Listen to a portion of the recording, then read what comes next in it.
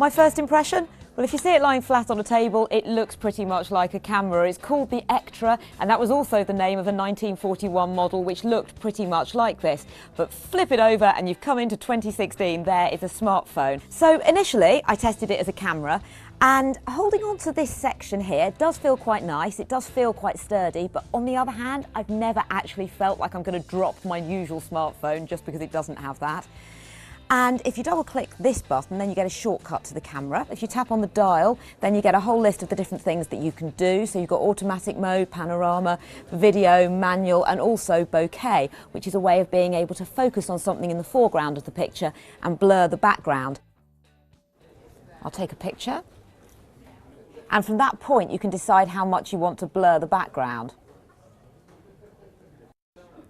But of course it's hard to really see the quality of a picture until you print it. And built in here to the camera app is some post-production, also the chance to be able to print your photos on proper Kodak paper to get the full experience, and also for the company to get a bit more of your cash. Who is this actually for? I think this appeals to enthusiasts right through to people who are, let's call them expert photographers, but you're not, even if you're an enthusiast, the best camera you have is the one you have with you, is a very famous phrase. Having this in your pocket all the time gives you that opportunity. But even if you're more sort of at the expert end of the spectrum, you can't always carry around a digital SLR or all of the equipment that's with you. How would you actually say that this phone matches up to other smartphones on the market overall? So in terms of the smartphone capabilities of it, it has this Helio X20 MTK chipset on it. This is a deca-core processor.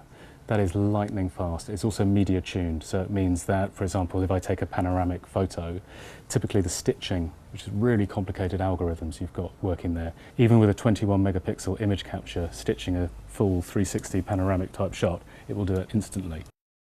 Then of course you also need to think about using it as an actual smartphone. Still feels quite comfortable to hold, but there is this chunky lens at the back. It's covered in Gorilla Glass, so it shouldn't get scratched. And of course if you sit it down on a table, particularly that way up where you can't actually see your phone calls, then it is a bit of a statement. People are going to notice that, and if you like that idea, if you want to actually make a real statement, you could go the whole hog and put it in its case, which really makes you look like a tourist. You can wear this around your neck, flip your camera in and out of it, and there you have it, your smartphone and your camera, and you may not think that this looks silly at all.